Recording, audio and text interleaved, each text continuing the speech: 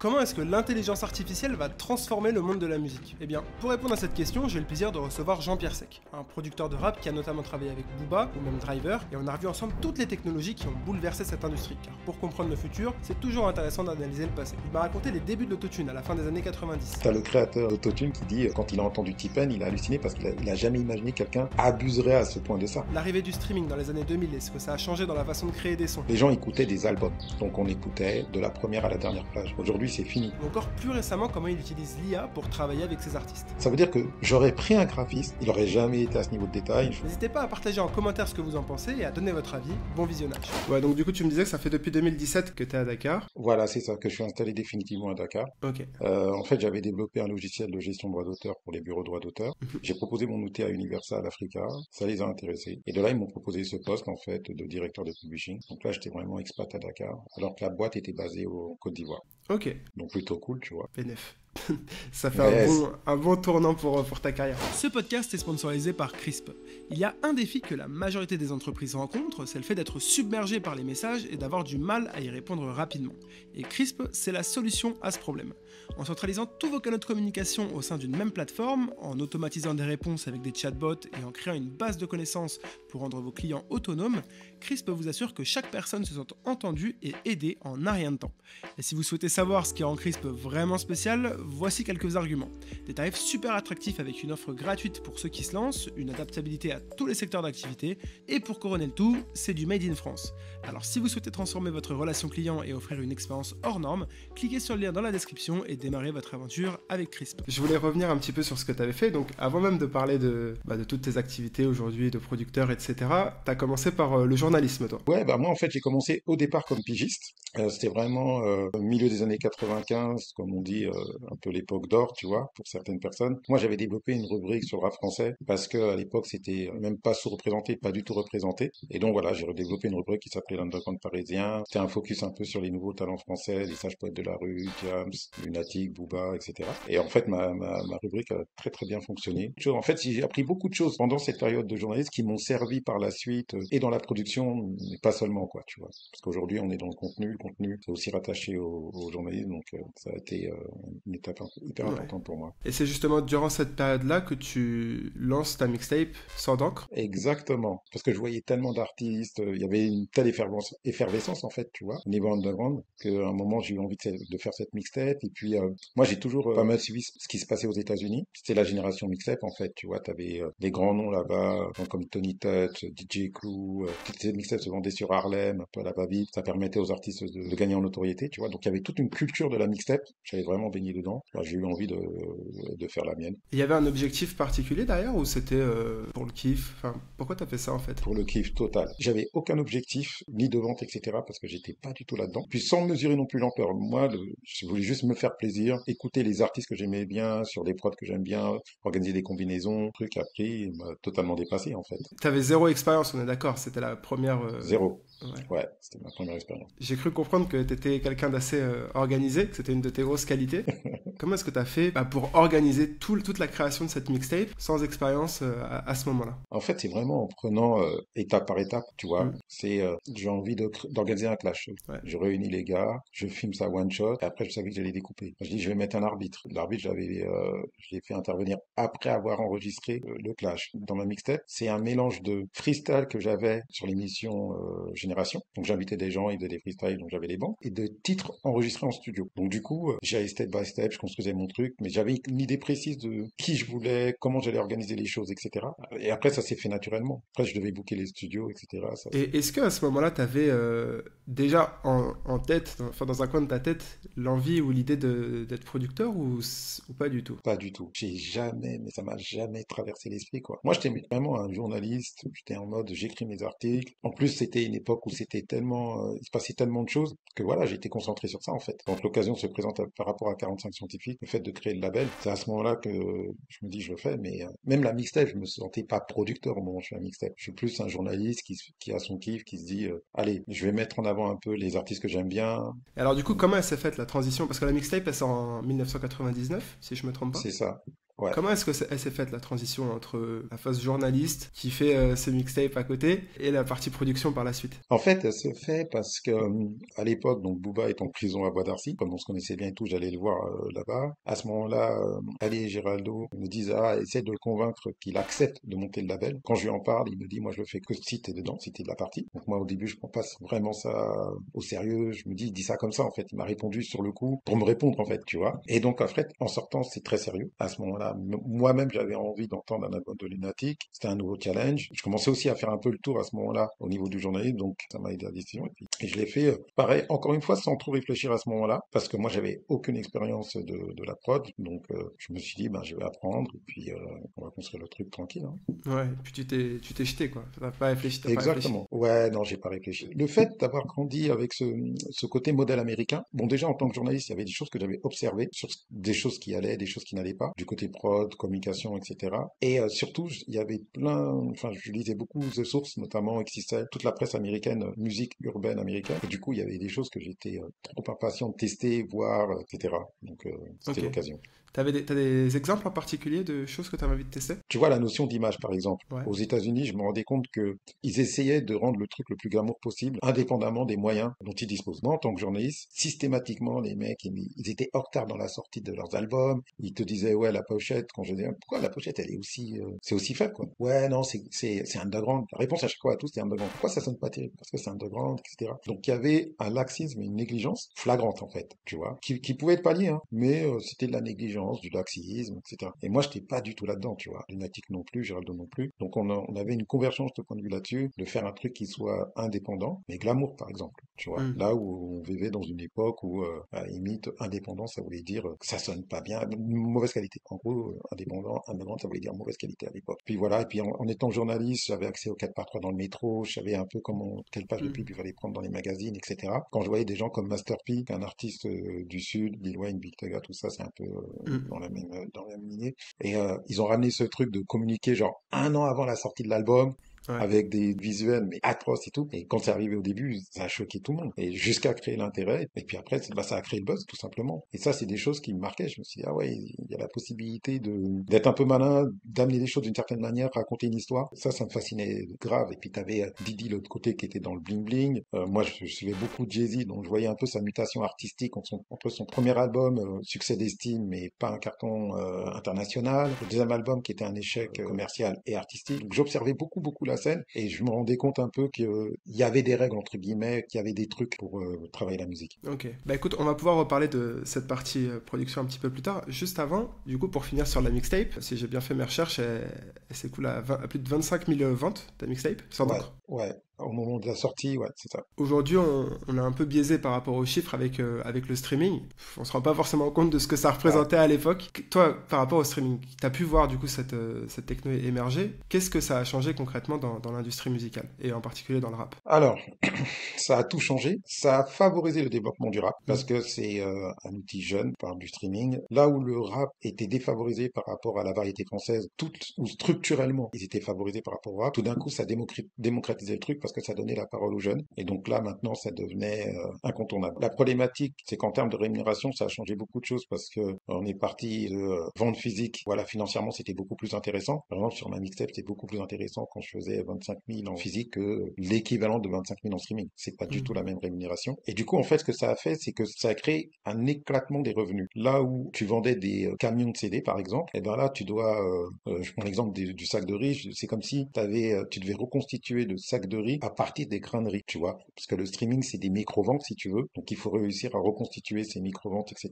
Globalement, pas que les ventes, même de l'industrie, tu vois. Ça s'est accompagné des contrats 360. Ça, c'est l'ADN des labels indépendants. Contrat Mhm. 360, c'est-à-dire que tu es un artiste, tu signes pas que pour la production, mais pour tout. Le live, le merchandising, et ainsi de suite. Ça, c'est à la base inhérent aux indépendants. Les majors ont dû, comme ils ont vu leurs revenus se réduire, élargir, en fait, le spectre de revenus en Mhm. agrégeant, en fait, des choses sur lesquelles ils n'étaient pas pertinents. Et du coup, ça aussi, ça a contribué à dégrader, si tu veux, l'industrie. Parce que quand tu as des majors qui sont producteurs de musique, qui veulent devenir producteurs de spectacles, éditeurs, s'occuper du merchandising, etc., c'est des métiers auxquels ils ne sont pas formés, qui ne sont pas leur cœur de métier, sur lesquels ils n'ont pas de ressources, en fait. Donc, du Mm. coup, il y a une bagarre dans les contrats pour, au final, ne pas se passer grand-chose. Donc, ça a complètement bouleversé l'industrie de la musique. Autant bien qu'en mal, quoi.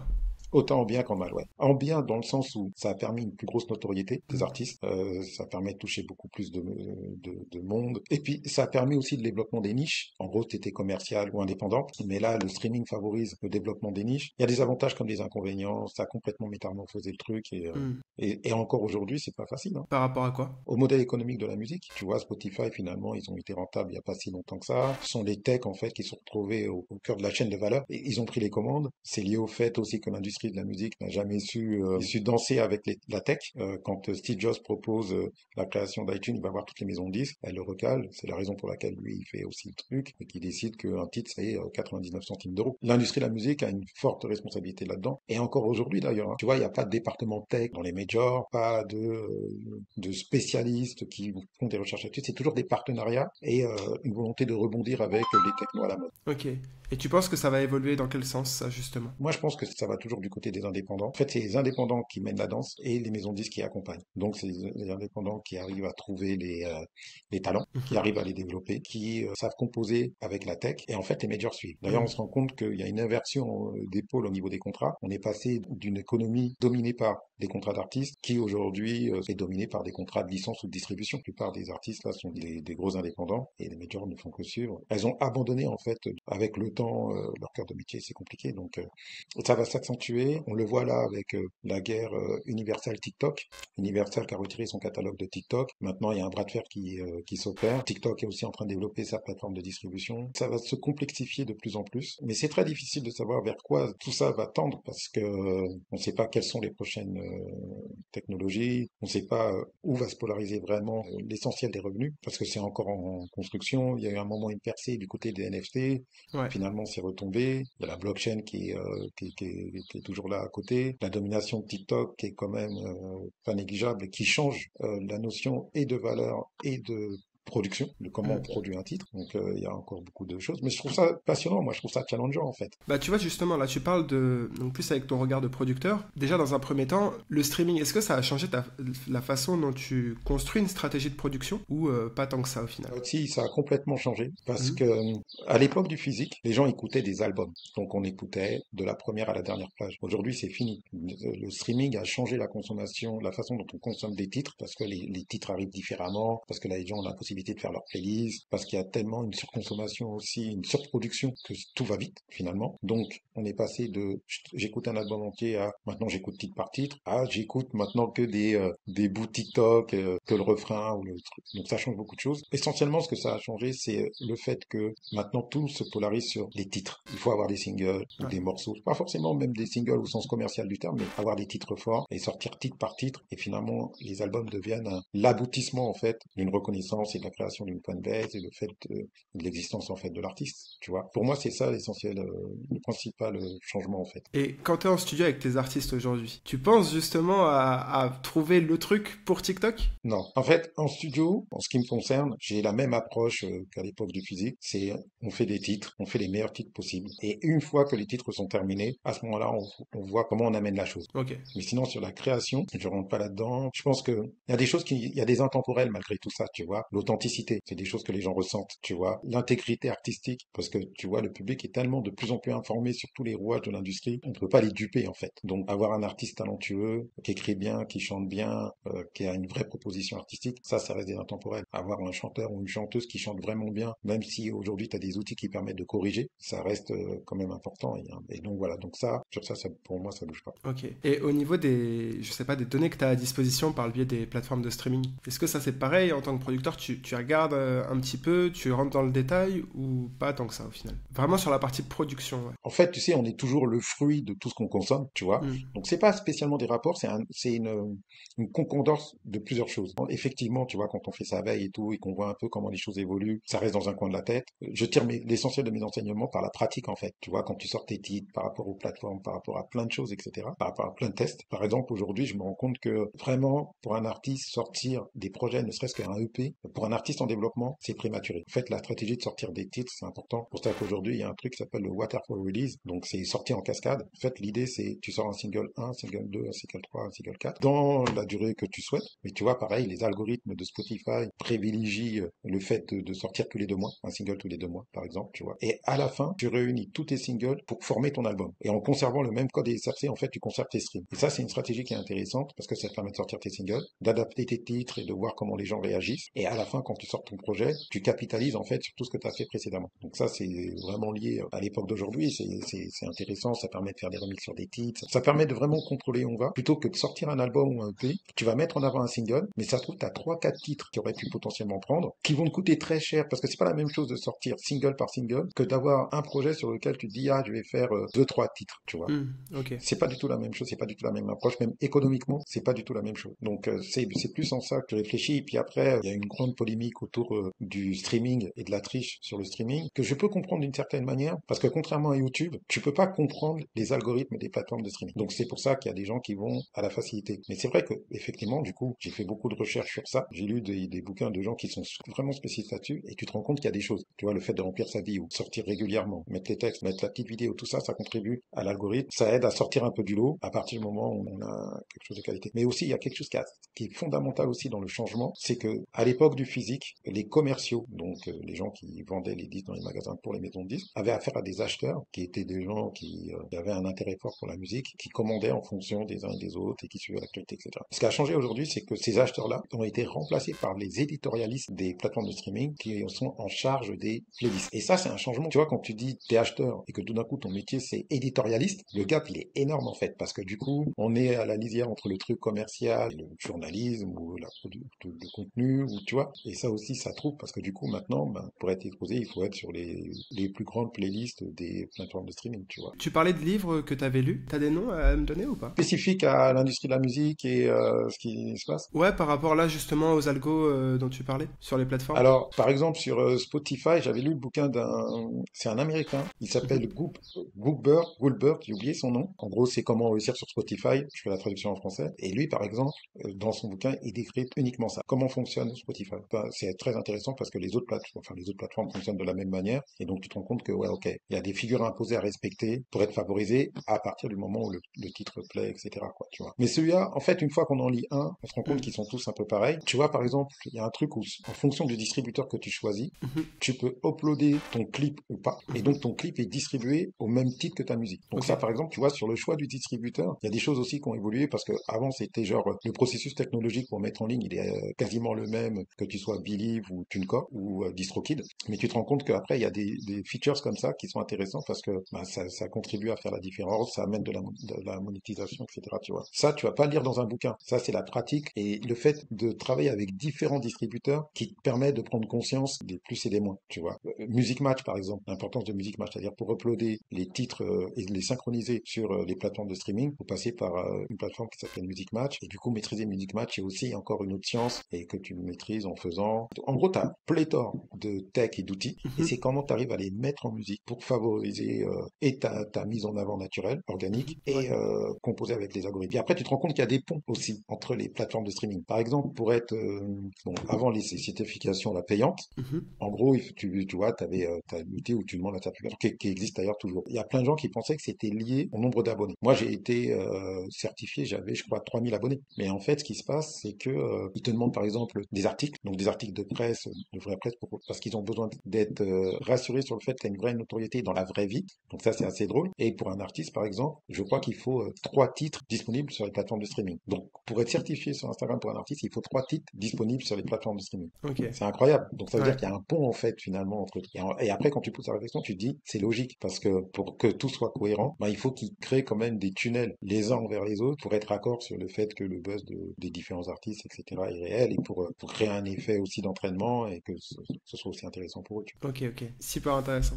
Pour parler un peu plus de ce que tu fais maintenant, toi du coup tu t'occupes de développer là le marché musical sur l'Afrique, avec notamment ton label All Made et aussi 9de Africa avec Booba si je me trompe pas. Ouais, c'est ça. Par rapport au streaming, j'ai cru comprendre que c'était pas encore aussi évolué que par exemple en Europe le streaming. Tout à fait. Comment ça se fait? Pourquoi? Alors, je cherche pas à développer le marché africain, avec toute Ouais, l'humilité. Je me ouais, développe sur le marché africain ok. et j'essaie d'avoir un positionnement effectivement de game changer, tu vois. Le premier facteur, c'est que ces plateformes de streaming sont arrivées assez tard sur le continent. Le second facteur, c'est le fait que ces plateformes se concentrent sur l'Afrique anglophone que francophone. Parce que le Nigeria trust le haut du pavé, et puis les marchés comme le Kenya, la Tanzanie, l'Afrique du Sud, c'est énorme par rapport à l'Afrique francophone. Donc, ils sont arrivés tard, et en plus, ils ont privilégié forcément les marchés les plus forts, ce qui est normal, hein. Et après, la seconde chose aussi, c'est les habitudes d'achat et de consommation. Par exemple, ici, il y a une plateforme qui s'appelle Audiomack, qui est une plateforme qui est très très forte parce qu'historiquement, les rappeurs, ils mettaient leur mixtape gratuite sur Audiomack. Donc, les gens, le public a pris l'habitude de consommer sur Audiomack. Les artistes ici, ils ne promotionnent pas forcément les plateformes de streaming comme on a pu voir ça à l'époque, à l'arrivée d'iTunes ou même de Spotify où tu avais des grandes campagnes avec des grands artistes. Et puis, quand iTunes est arrivé, il commençait à prendre de l'ampleur. Les gens Hmm. commençaient à privilégier les liens iTunes aux liens Fnac, par exemple, tu vois. Ouais. Les liens multiplateformes sont promus par les artistes africains quand même, tu vois. Il n'y a pas ce truc d'évangéliser en gros le public à consommer sur les plateformes de streaming. Ok. Mais alors, ça monte de plus en plus, hein, parce que je m'occupe de l'artiste qui est numéro 1 au Sénégal, qui s'appelle Deep Doundouguis. En termes de streaming, il est très très fort. Il y a quand même une consommation locale couplée à une consommation de la diaspora. On se rend compte, tu as vu dans les rapports, que cette diaspora consomme plus sur YouTube que sur les plateformes de streaming. Donc il y a un autre problème qui s'ajoute à ce problème-là. Parce que si cette diaspora consommait exclusivement sur les plateformes de streaming, ce serait encore autre chose. Mais bon, elle consomme essentiellement sur YouTube. YouTube est monétisé. En France, par exemple, c'est monétisé. Mais en Afrique francophone, il y a que le Sénégal et un autre territoire dont j'ai oublié le nom qui monétisent. Sinon, le YouTube, par exemple, de Côte d'Ivoire ou du Gabon, ne sont pas monétisables. Ok, mais alors du coup, en Afrique francophone, qu'est-ce que ça peut changer concrètement, l'arrivée du streaming? En quoi ça peut être vraiment une révolution pour les artistes? Bah, c'est totalement adapté. On connaît les chiffres, hein. L'Afrique, c'est une population qui est essentiellement jeune. L'Internet mobile aujourd'hui est quand même très développé. Tout le monde a des smartphones. Le terreau, il est fertile pour ça. Et puis, les offres qui sont proposées par ces plateformes de streaming, elles sont quand même aussi aujourd'hui adaptées. Donc, les conditions, en gros, sont réunies. Mais il faut déjà que ces plateformes aient la volonté d'en faire des priorités. Donc, elles sont présentes là, juste histoire de marquer le territoire, mais c'est pas encore une priorité. Ça viendra. C'est qui les gros acteurs qui sont présents du coup sur le développement des plateformes de streaming? Alors aujourd'hui, tu as Spotify qui est arrivé et Apple qui est arrivé. Donc quand je dis qu'ils sont arrivés, ça veut dire que c'était disponible. Déjà, tu n'avais pas accès à toutes les fonctionnalités et surtout, ben, c'était les prix de l'Occident. Là maintenant, ils proposent vraiment un outil où tu as full access, des prix adaptés au marché et aux réalités locales. Maintenant, aujourd'hui, ils n'ont pas encore fait tu vois, ce travail de promotion. On sent, on voit que c'est pas encore leur priorité, mais au moins aujourd'hui, ils proposent l'outil, les prix adaptés. Pour maintenant faire un petit peu le switch vers une autre technologie qui, pour moi, a aussi, enfin pour moi, je pense que c'est une réalité pour tout le monde, qui a aussi beaucoup démocratisé le rap, c'est l'autotune. Ouais, Je pense que l'impact, il est aussi fort que le streaming. ouais. Toi, tu te souviens déjà de la première fois que t'as écouté un morceau de rap avec autotune ou pas? Non, déjà, je me rappelle plus, mais ça a Ouais. toujours été présent, en fait, hein. C'est juste que, après, ça a pris le pas. C'est-à-dire que, si on veut parler de marqueur, on va dire, par exemple, T-Pain, ça a été un marqueur. She got me doing the dishes. Anything she want for some kisses. I'm cooking for her when she get Parce il a vraiment amené ça à un autre niveau, quoi. C'est-à-dire même je sais pas si tu as vu le reportage qui s'appelle This is Pop sur Netflix. Peut-être, mais je me rappelle Tu plus. vois, Ça me et dit. t'as le créateur d'Autotune qui dit, quand il a entendu T-Pain, il a halluciné parce il a jamais imaginé que quelqu'un abuserait à ce point de ça. Mais Hmm, tu vois, Cher à l'époque utilisait déjà ça. ouais. Puis t'as le cousin de l'Autotune, plutôt le papa de l'Autotune qui est le vocodeur. Donc le truc qu'on met dans la bouche, tu vois, les trucs à la Tupac. Dans California House, c'est un vocodeur. West Coast. That's right. Tu vois, ça a toujours existé, l'industrie de la musique. Après, c'est juste que ça a été, c'est devenu tendance, quoi. Donc, je l'ai pas vécu comme la première fois ou quoi, parce que c'est comme les punchlines. Tu vois, les punchlines, il y en a toujours eu dans la musique, et à un moment, c'est devenu à la mode. C'est un mot qui est devenu à la mode. Pareil, si on parle de marqueur, on va dire Drake, parce que il a ramené, enfin, il a cristallisé ce truc de, je te fais vraiment des punchlines avec, à la fin du tout, tu comprends le sens et tout. Mais c'est des choses comme ça qui deviennent, comme les top lines aussi. T'as des mots-clés qui deviennent tendance à un moment. Si vraiment je devais répondre à la question, je dirais T-Pain et Jay-Z. Parce que T-Pain, ça a été le début de l'autotune. Après, c'était la grande tendance, tout le monde utilisait ça. Et quand Jay-Z, qui est mon artiste de référence, sort de Death of Autotune, justement pour critiquer l'utilisation abusive d'autotune, ça signe entre guillemets la fin de l'autotune, même si ça reste toujours présent. Donc là, on est au début des années 2000. Tout à fait. Comment ça se passe concrètement? Les artistes, comment ils voient ce nouvel outil qui existait déjà mais qui se démocratise de plus en plus, surtout dans le rap? Il y a une peur, il y a... Non, non, non. Tu sais, c'est pas tant comment ils le voient, c'est plus Ouais, comment ils le vivent. ok. C'est-à-dire qu'à partir du moment où c'est devenu à la mode, chacun a son utilisation de l'autotune. Donc, t'en as qui s'en servent, par exemple, pour les chanteurs, les chanteuses. Et déjà, la première chose que ça a apporté, c'est que ça a permis aux rappeurs de pouvoir chanter. Parce que avant, le format commercial, c'est couplet, refrain chanté, donc avec une chanteuse. Tout d'un coup, les rappeurs ont voulu chanter eux-mêmes de plus en plus. Et du coup, l'autotune permet ça. On a commencé à assister à l'émergence de rappeurs-chanteurs, tu vois, parce que, par exemple, dans les années 90, ça n'existait pas. Les rappeurs faisaient pur rap et des pures techniques et personne ne chantait. Et avec le temps est apparu des gens qui ont développé la capacité de pouvoir rapper et chanter. Donc ça a introduit aussi la notion d'autotune. Donc c'est pour ça que c'est quelque chose qui est beaucoup plus organique, tu vois. Et donc du coup c'est arrivé là-dessus. Donc ça n'a pas été vécu ni comme une contrainte, mais c'est plus un truc tendance. Moi j'ai plutôt assisté à des générations d'artistes qui sont nés avec ça et qui ont composé avec ça comme ils composent avec les machines, tu vois. Ouais, avec par exemple les top lines. Avec les top lines, avec les punchlines. De toute façon, le rap, en général, je trouve que a la particularité d'avoir compris les codes de l'industrie plus que n'importe quelle autre musique. Alors, des fois de façon abusive, des fois ça a desservi cette musique, mais ça a aussi contribué à son développement et à faire en sorte qu'aujourd'hui soit devenu ce que c'est devenu, tu vois. Je trouve par exemple que les artistes français ont rapidement rattrapé la façon de travailler des Américains. Donc, comme tu vois, l'autotune, comment on structure un morceau, comment on le rend efficace, comment on le rend percutant, comment on crée un hit, comment on crée un banger, etc. Avant, le Graal, c'était de créer des classiques. Aujourd'hui, le Graal, c'est de créer des hits. Et là-dessus, ils ont été, toute cette génération, hein, elle a été extrêmement brillante en ça, tu vois. Bah justement, le parallèle, il est intéressant à faire avec une autre technologie qui émerge beaucoup en ce moment et qui est archi puissante, c'est l'intelligence artificielle, les outils d'intelligence Ouais. artificielle. Il y a beaucoup de choses à dire là-dessus. Toi, Ouais. je sais que ça t'intéresse Ouais, beaucoup en plus. exactement. Déjà, t'as pu tester des choses. Si j'ai bien compris, si j'ai bien fait mes recherches, sur le dernier album de Dubboy, avec qui Ouais, tu travailles, vous ouais. avez utilisé un outil d'intelligence artificielle pour faire la pochette de l'album. C'est ça, exactement. Tu peux me raconter comment ça s'est fait? Alors moi, au tout début, moi je m'intéresse à l'intelligence artificielle, c'est par Elon Musk, et bizarrement par un propos qu'il a tenu, alors je sais plus, j'avais lu dans un truc qui disait qu'il travaillait sur une intelligence artificielle qui peut contrer l'intelligence artificielle. Donc à ce moment-là, ChatGPT n'est même pas encore sorti. Moi, l'intelligence artificielle, j'y connaissais rien, et je voyais ça un peu comme le métaverse de Facebook. Donc comme métaverse, j'y crois pas, j'ai jamais vraiment cru et tout, j'étais en mode, bon, pourquoi il anticipe un truc qui anticipe? Et moi, tu sais, Elon Musk, je le vois comme le gars dans Terminator, là, tu vois, quand il retourne dans le futur, et le gars qui va créer, en fait, tous les monstres, tous les trucs et tout ça. Je le vois comme ça, en fait, tu vois, Elon Musk, parce qu'il est tellement en avance, tu vois, t'es obligé de tenir compte de ça. Ici, à Dakar, je tombe sur quelqu'un qui est vraiment, qui a une grande expertise dans l'intelligence artificielle. Donc, du coup, je me suis rendu compte qu'il y a beaucoup de gens ici, en fait, qui sont spécialisés dans l'intelligence artificielle et qui travaillent dessus depuis des années, en fait, depuis très longtemps. Et là, il me fait découvrir ChatGPT. Et donc, au tout début de ChatGPT, j'hallucine. Ouais. Tu vois, quand j'hallucine, comme tout le monde d'ailleurs, tu vois. Mm. Et ensuite, il me fait découvrir Midjourney, les possibilités de Midjourney. Donc, vraiment, les premières versions enfin, les premières versions, je dis ça, je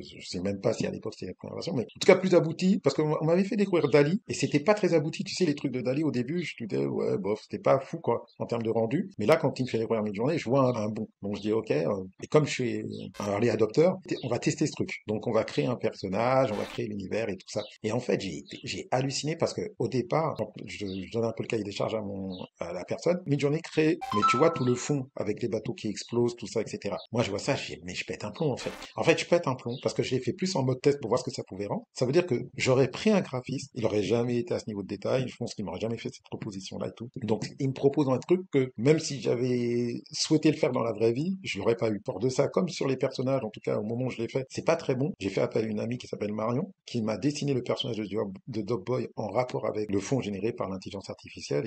Et voilà, mais au départ, je voulais être en full intelligence artificielle, c'était pas possible, parce que tu vois, du coup, t'avais pas les détails sur Dogboy. Mais là, je me suis dit, ça change tout, en fait, parce que déjà, ça te change tes coûts, Ouais. ça te change le champ des possibles, tu augmentes en qualité. Donc ça, c'est le premier truc que j'ai constaté, que j'ai vu sur la partie vraiment génération d'images, en fait, par l'IA. Mm. Même pour les maquettes, ça doit aller super. Enfin, tu vas beaucoup plus vite, j'imagine. Ça change tout. Là, je travaille avec aussi un réalisateur. En fait, il fait toutes ses affiches des projets sur Midjourney. Mais on dirait déjà des affiches de films prêts à sortir, etc. Ça change tout, en fait. C'est extraordinaire parce que ce que je trouve intéressant, c'est que, tu sais, il y a beaucoup le débat, oui, ça va faire disparaître des corps de métier, etc. Pour moi, ça les modifie dans le sens où, à la fin de la journée, ton expertise de ton domaine fait la différence au moment de la rédaction du prompt. Ouais. Parce que quand tu rédiges ton prompt, là, c'est là où il faut être technique, déjà sur le métier visuel, en plus de l'aspect technique de comment tu communiques avec le prompt. tu vois, ou comment le prompt te permet de communiquer avec l'intelligence artificielle. Et ça, je trouve ça vachement intéressant, en fait, parce que je trouve que le débat de dire, ouais, je vois ça comme une mutation, parce que de toute façon, j'ai assisté qu'à des mutations, et se dire que juste ton expertise se déporte, en fait, sur le prompt, parce que devant le prompt, on n'est pas tous égaux, tu Ouais. vois, et c'est là où c'est mortel, en fait. Comment est-ce que tu différencies un bon prompt d'un mauvais prompt, toi? Déjà, tu vois, maintenant, on connaît un peu les règles, hein, des prompts, tu vois. Ouais. Il faut contextualiser, lui donner une expertise, assigner une mission. On sait que maintenant, il y a des étapes à respecter, tu vois. On se rend compte aussi que l'algorithme de ChatGPT n'arrête pas d'évoluer. Je sais pas si tu as constaté la même chose que moi, mais les résultats sont dégradés, tu vois. C'est pas aussi bon qu'au début. Ils sont victimes de leur succès. Ils ont tellement de demandes qu'aujourd'hui, ben, forcément, les résultats sont de moins bonne qualité. Alors, moins bonne qualité dans le sens où ils réduisent la taille de la réponse et la qualité de la réponse. En fait, on est obligé de faire beaucoup de prompts et de travailler beaucoup pour avoir ce qui était, entre guillemets, offert au début, quoi. Du coup, s'adapter aux algorithmes et savoir justement comment communiquer avec... Mais après, alors moi, j'ai pas utilisé ces outils-là, mais j'ai vu qu'il y a des outils qui permettent de faire les prompts à ta place. Ouais, ok. Peut-être que je me trompe, hein, parce qu'on est au début de tout ça, mais Mm. pour moi, je vois ça le premier step, c'est d'avoir une expertise, d'être expert là-dessus, tu vois, de domaine sur lequel tu veux générer. Une fois que tu as l'expertise, c'est de générer le prompt. Maintenant, comme les grandes lignes sont définies, donc après, ça va assez vite, et après, si le résultat n'est pas satisfaisant, il y a des outils qui permettent d'optimiser. Mais du coup, je trouve qu'on revient encore à l'essentiel qui est, quelle est ta qualité de départ, quoi. Tu parles de ChatGPT, est-ce que pour la partie génération de texte du coup et pas d'image, tu travailles avec ça sur avec les artistes ou pas tant que ça? Comment est-ce que ça se développe sur la partie création de lyrics? Moi, avec mes artistes, non. Ils sont pas là-dessus. Mes Ok. artistes sont pas sur ChatGPT, tout ça, etc. Moi, j'ai Olivier Cachin, là, mon ancien rédacteur en chef de l'affiche, qui adore m'envoyer, tu sais, tout pas California Love en mode country.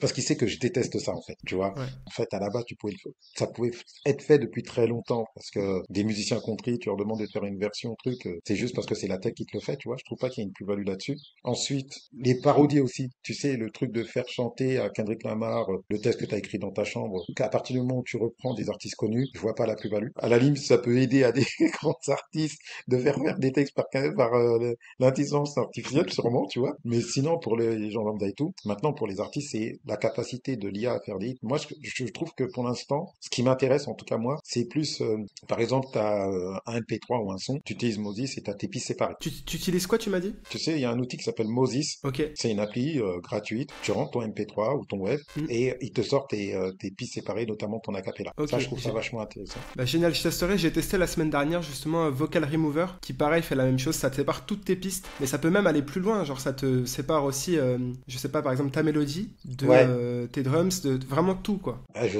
veux bien que tu m'envoies le nom après, ça va m'intéresser. Je vais t'envoyer ça après, ouais. Tu Vocal vois, Remover. ça, je trouve ça hyper fascinant parce que Mm. là, tu changes de métier d'ingé et tout. Je sais qu'il y a des IA spécialisées dans le mastering. Donc, comme le mastering, c'est quelque chose qui est purement technique, hein, c'est qu'un travail de fréquence et tout. Je pense qu'il y a un truc qui peut être intéressant. Et je pense à un outil là, que je surveille, mais un outil de montage vidéo Mhm. qui utilise l'IA. Je suis sûr que tu le connais. Ah, le nom m'échappe, c'est pas grave. Il sert à quoi exactement? C'est un outil de montage vidéo qui intègre de l'IA. Donc sur les photos, il intègre la dimension animation, tout ça, etc. En plus de la partie vidéo. Mais sur la partie vidéo, il y a un truc qui a été annoncé. Alors je sais pas si c'est vrai. C'est que tu balances tes rushs et une fois que tu as balancé tes rushs dedans, il te fait le meilleur montage possible à partir de tes rushs. Un outil de montage vidéo qui s'appelle Runway. J'espère que ce truc arrivera. Parce que si ça arrive, mais là, c'est incroyable. Et tu vois, moi, je suis pas tech. Donc, d'avoir ce genre d'outil, ça permet de maqueter des choses que j'ai en tête, tu vois. Je pense que là, il y a une vraie carte à jouer pour l'intelligence artificielle, parce que c'est purement technique. Et même pour les mix, parce que souvent, les gens, bon, dans le métier, je trouve qu'il y a une confusion entre les termes d'arrangement et de mix. L'arrangement, pour moi, c'est vraiment la partie artistique de comment tu peux améliorer ta maquette. Et ensuite, après, les mix, c'est vraiment tout le travail de technique pour que, en gros, ce soit le plus propre possible. Et ça, je pense que l'IA peut apporter des choses vraiment intéressantes, ou même peut-être complémentaires, Mm. ou même peut-être full IA, hein, même éventuellement, tu vois. Mais par exemple, j'avais fait un test, Mm. et c'est là où tu vois, parce que comme il y a toujours ces débats, et que ces débats me saoulent un peu sur l'IA va remplacer les artistes, etc. Et je dis même pas ça spécialement pour défendre ma chapelle, mais tu le sais bien, ces algorithmes sont bridés. Oui. Donc, moi, j'ai fait un test avec le stand-up. Écris-moi un sketch comme Chris Rock. Bah, il peut pas. Parce qu'il est tellement bridé. Tu vois, tout ce qui est stand-up, humour aujourd'hui, c'est tellement l'opposé de ça. Parce que c'est le non-conformisme. Donc, du coup, c'est une limite claire, tu vois. Donc, du coup, il essaie de Ouais. te faire du Chris Rock aseptisé. Ça marche pas, Mm. tu vois. Et par rapport à la génération de voix, tu penses pas qu'il Ouais. peut y avoir aussi un changement tout aussi puissant que par exemple avec l'autotune? Bien sûr. Après, le champ des possibles, il est hyper large. Il y a PLK qui a sorti un album récemment, et il me semble que sur un de ses sons, le dernier, l'outro, je crois, il pleut à Paris, le refrain, il intègre une voix qui a été générée avec un outil d'intelligence artificielle à partir de sa propre voix. Et en fait, c'est une voix de femme qu'il a fait lui avec sa propre voix. C'est toujours pour moi la même chose. C'est-à-dire que moi, j'ai toujours aimé la tech. Je trouve qu'il y a des hardcore de la tech. C'est-à-dire qu'ils sont en mode, la tech remplace tout. Là, tu vois, dans ce que tu dis, c'est que du coup, l'outil, intelligence artificielle, devient un véritable outil pour le coup, pour PLK, par rapport à un truc artistique. Donc après qu'il utilise sa voix, après qu'il fasse ce que tu viens de dire. J'avais vu passer la news, mais j'ai pas écouté encore. Je trouve ça fort, tu vois. Et effectivement, tout ça ne sont que des outils. Après que demain, ça puisse remplacer les artistes, peut-être, hein, j'en sais rien. Moi, le truc qui m'intéresse, de pouvoir en avoir une utilisation artistique qui permettent de proposer des choses qui n'existaient pas jusqu'à maintenant. Ça, moi, je suis down avec ça à mort, tu vois. Même, par exemple, t'as vu Drake, quand il fait son concert en hologramme. T'as vu, l'hologramme, c'est une tech qui a eu du mal quand même à se développer, tu vois. Il n'y a pas eu de bond de fou. Tu vois, même le truc que Facebook a fait avec Notorious Big, où t'as le sort de concert, truc, j'ai pas trouvé que le graphisme il était dingue, tu vois. Mais Tech, carrément, son IA qui lui remet son cahier de rimes après qu'il s'assoit à côté de lui et tout, je trouve ça hallucinant. Là, c'est puissant, tu vois, quand il y a des choses comme ça, parce que c'est fun et que ça rentre dans la notion d'entertainment, divertissement en français, tu vois. Ouais, grave. Non, c'est super intéressant. Je pense qu'on va voir plein d'usages se développer. On n'est pas encore trop près, même dans la façon, je pense, de brainstormer et tout. Tout à l'heure, j'en faisais un petit peu. Enfin, j'y pensais un petit peu quand je te parlais de ChatGPT. Mais ouais, je pense qu'il y a plein de choses qui vont changer, hein. Vraiment, ça va être assez fou. Je sais pas si c'est toujours d'actualité, mais il me semble que tu avais engagé des actions pour développer la gestion des droits d'auteur pour les artistes. Là, ça se complexifie justement avec l'intelligence artificielle. Quand on voit sur YouTube qu'il y a plein de, je sais pas, tu tapes le nom d'un artiste et tu tapes AI, t'as des sons qui viennent pas de l'artiste, quoi. Ouais. Comment est-ce que tu vois le marché musical évoluer par rapport à ça? Là, par contre, je suis pessimiste. Ouais. Pour moi, l'IA est une zone de non-droit du droit d'auteur. Pour moi, ça va être impossible. Pour le coup, là, ça devient la vraie fin du droit d'auteur. Je dis pas ça de façon pessimiste, hein. Je dis plus d'une façon réaliste. Tu vois, le principe du droit d'auteur, c'est tu as une œuvre, tu la protèges, elle génère des droits, tu récupères ces droits-là. Donc la première partie, c'est le droit moral, en gros. Tu en as la paternité, personne ne peut te le retirer. Ça dure 70 ans après la mort de l'artiste. Tu as la notion patrimoniale. Donc patrimoniale, c'est l'équation commerciale. Là, on en arrive à un stade où le débat, c'est plus l'aspect patrimonial. C'est-à-dire comment l'argent est généré, comment on récupère les redevances, tout ça. Qui était le débat du début des années 2000 jusqu'à aujourd'hui. Là, on est carrément maintenant, on a passé un stade où le débat, c'est le droit moral. À qui appartient ça? Quand tu écris un prompt, bah, tu partis, c'est une œuvre collaborative. Parce qu'il y a des gens qui disent, ouais, l'IA qui génère une image, c'est généré par l'IA. Non. C'est une œuvre collaborative avec la personne qui a écrit le prompt. Alors, il suffit en plus que la personne qui a écrit le prompt l'ait écrit avec plusieurs personnes. Bah, là, c'est encore autre chose.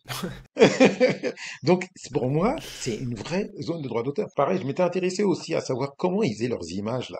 Comment c'est généré tout ça, quoi. Je pense que tu le sais. Ils font appel à plein d'illustrateurs, dessinateurs, etc. Et donc, ils ont une base de données énorme. Et en fait, l'algorithme va prendre des bouts de trucs. Par exemple, sur mon image de Boy, quand je la regarde, je me dis, mais évidemment que ça vient de quelque part. Tu vois, tu sens qu'il y a un tableau même. Tu vois comment les bateaux, ils explosent et tout. Tu vois, il y a un tableau derrière. Donc, ils ont peut-être pris, je sais pas, quelques centimètres du tableau A, quelques centimètres du tableau B, qu'ils ont combiné, on ne sait comment d'ailleurs, tu vois, avec un prompt qui fait que ça amène quelque chose, etc. Comment tu fais valoir les droits ou trucs. Mais de toute façon, c'est même pas pertinent dans le monde de l'IA. Donc pour moi, c'est tout simplement la fin du droit d'auteur. Et c'est logique en fait, parce que tout ce qui est œuvre collaborative, l'open source, l'aboutissement de ça, bah, c'est la fin de, entre guillemets, de la propriété du truc et on est sur quelque chose qui est plus global, tu vois. Maintenant, il faut juste que les artistes ne soient pas les perdants, qu'il y ait une autre forme d'un truc qui succède au droit d'auteur, qui permette quand même aux artistes de s'y retrouver, parce que sinon c'est le Far West, c'est la fin de l'art en fait, ou sinon c'est une sorte d'art qui s'auto-génère toute seule et qui prend comme base de données tout ce qui a existé dans le monde pour créer un nouveau truc. Enfin, c'est assez bizarre ce truc. Tu vois les NFT revenir justement par rapport à ça? En fait, j'y croyais aux NFT. Je croyais dans le sens où je me suis dit, c'est cool, on a un truc à partir duquel on peut bâtir quelque chose. Moi, ce qui m'intéressait dans l'aspect NFT, c'est que il y avait un côté premium pour l'art, parce que même si on critiquait les premiers trucs, la pixelisée, tout ça, etc., le truc de ton œuvre, elle est unique, elle prend de la valeur, etc. On voit que ça reprend un peu les codes du marché d'art, et je trouvais ça intéressant. Le champ des possibles, il était énorme. Et en fait, ça a été tellement déceptif que le NFT en soi, c'est compliqué. Maintenant, que le principe puisse renaître sous une autre forme, ça aussi, je me dis, j'aimerais bien. Ça, ce serait un souhait personnel. Mais j'ai pas l'impression qu'on tend vers ça. Ça va tellement vite. On a du mal à prendre du recul. On a eu les NFT, où il y avait le côté glamour, en gros, de tout ce qui est image. Et arrivé juste après, Midjourney. D'ailleurs, avant ça, c'était quoi? L'Epix, hein, c'est ça? Ouais. Donc, l'Epix est arrivé, et on voyait partout sur les réseaux des gens qui se prenaient en photo avec un truc, c'est un peu le grand n'importe quoi, tu vois, ou trop démocratisé, quoi, tu vois. Tu vois, on est passé d'un truc un peu NFT à ce truc-là, super vite. Je sais pas si toi, t'as réussi à identifier un marqueur là-dessus, mais... J'ai peut-être un avis qui est différent du tien là-dessus. Je me dis peut-être que justement, les NFT, ils peuvent... ou en tout cas, la technologie blockchain a peut-être un rôle à jouer, tu vois, dans cette partie création unique, tu vois, pour vraiment identifier ce qui appartient, ce qui vient de l'artiste et ce qui ne vient pas forcément de l'artiste. Du moins sur la gestion de ce qu'on... Tu vois, on disait des droits, même si ça va peut-être changer, que ça s'appellera plus des droits. Je sais pas, il y a peut-être un truc à faire là-dessus, je sais pas. Il n'y a pas de pont entre blockchain, ChatGPT, Midjourney, de tout ce qui est génération de texte, image générative, blockchain. Moi, je vois pas de pont. Je vois pas l'utilisation de la blockchain pour identifier qui est le créateur dans tous les outils de génération d'images. Parce que ça n'existe pas encore. Voilà, parce que ça n'existe pas encore, mais j'ai l'impression qu'aussi, t'as vu, même dans la tech, t'as des sortes de couloirs, en fait, tu vois. Alors, peut-être que ça va se faire, hein. Au moment où on parle, dans la façon dont ça évolue, on a l'impression que c'est complètement à part, en fait, tu vois. Là, par exemple, la voix que prend l'IA, en plus, je trouve que c'est problématique quand c'est pas intégré au départ, parce que quand c'est fait au départ, même si c'est mal fait, ok, c'est en mode option, on va dire, et après, ça a plus qu'à se développer dans le truc. Mais là, on a une IA qui est en train de se développer à une vitesse de malade, très loin de la blockchain. Donc, pour l'instant, la blockchain n'est pas intégrée. Donc, c'est possible que ça puisse s'intégrer à un moment, parce que, et c'est ça la magie du truc. C'est pour ça que c'est de plus en plus difficile de devenir l'avenir, et que ça rend le truc passionnant, mais j'arrive pas à voir comment ça va se goupiller. Alors que le NFT, on était encore dans ce truc où, NFT, blockchain, et donc, identification. Donc, et d'ailleurs, je trouve que ça s'est fait même à l'inverse, c'est-à-dire le côté arty est rentré dans la blockchain, alors que là, on a de l'IA où l'art est au cœur du truc, mais la blockchain n'est pas invitée, tu vois. Elle n'est pas à la table. C'est vrai. Non, mais en tout cas, ça va être super intéressant de voir comment tout ça va évoluer. À côté de ça, t'as aussi t'as Grimes, l'artiste américaine, qui a lancé son propre modèle. Je crois que c'est Grimes AI. Et en gros, elle dit à n'importe qui, vous pouvez utiliser mon intelligence artificielle pour le vulgariser. Juste, je prends 50% des droits là-dessus, tu vois. Ouais. On peut vraiment faire plein de suppositions, mais ça va être super intéressant, quoi. Ouais, ce qu'il faudrait aussi, c'est qu'il y ait plus de connexion entre le monde de la tech et le monde de la musique. C'est pour ça que tout à l'heure, je disais, je trouve ça incroyable que les maisons de disques n'aient pas des départements vraiment recherche et développement, logiciel, des ingés et tout, tu vois. En gros, tu as des outils qui sont développés, mais comme tout le monde est toujours un peu passionné de musique ou d'art ou quoi, même de photos, d'images, ou n'importe quoi. Donc, ce sont souvent des gens qui sont des passionnés. Ces guides sont souvent passionnés, hein. Ils sont comme tous les êtres humains d'ailleurs, tu vois, ils aiment la musique, l'art, ce truc, etc. Donc, ils se disent, ah tiens, on peut créer ça, ce truc, etc. Une fois, j'ai vu l'histoire d'un artiste qui était pote avec un youtubeur. C'est des vrais potes dans la vie, tu vois.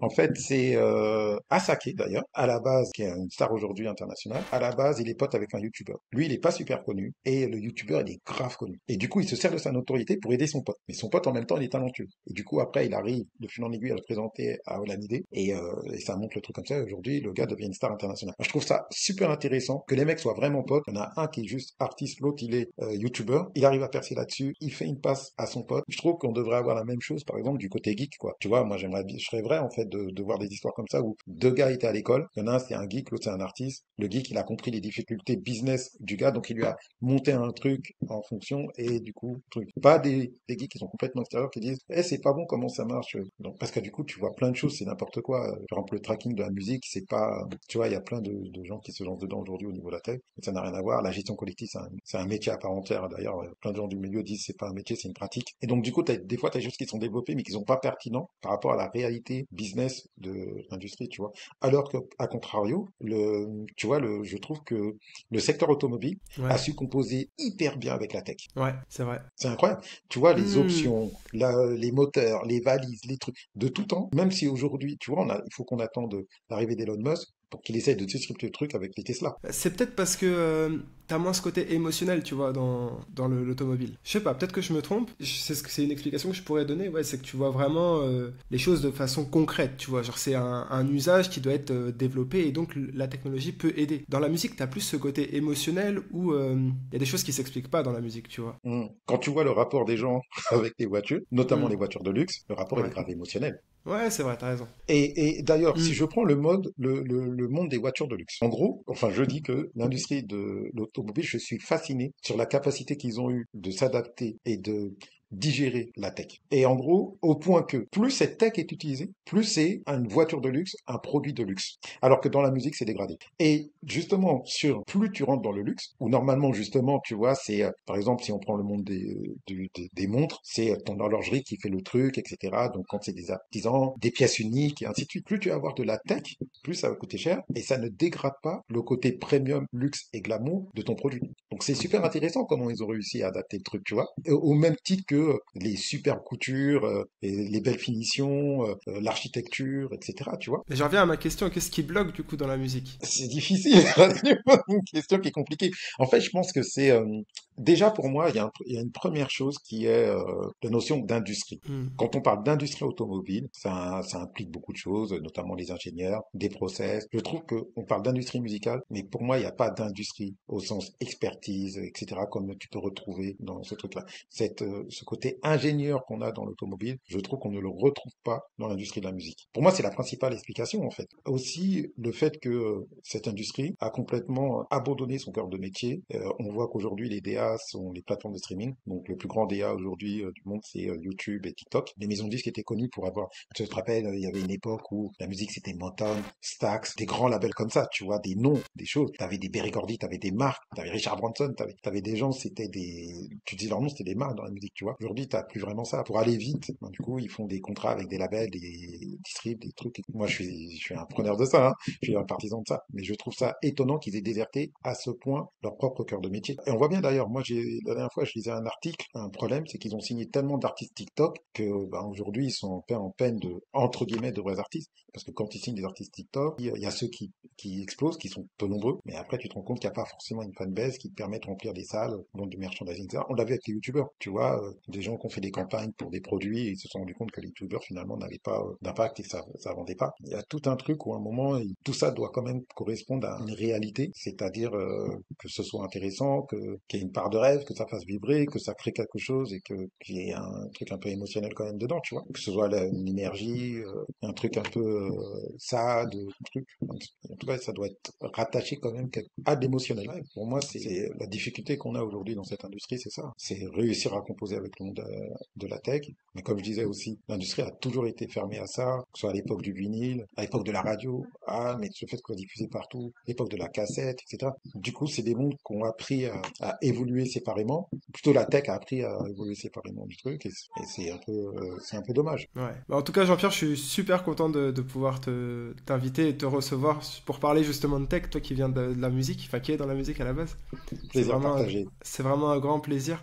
Est-ce que tu as un mot de la fin à dire, quelque chose que tu voudrais partager, que ce soit ton travail ou même juste, je sais pas, une pensée, quelque chose comme ça? Je terminerai juste sur ces notes, c'est que ce que je kiffe dans la tech, c'est la liberté que ça confère en fait. Tu vois, Ouais. on peut en faire ce qu'on veut. Tu vois, là, on a passé en revue beaucoup de choses. En fait, pour moi, la conclusion de tout ça, c'est qu'on est libre aujourd'hui de pouvoir construire le monde que l'on souhaite, chacun à son niveau, et ça, c'est cool, quoi. Génial. Bah, merci beaucoup, Jean-Pierre. Merci à toi.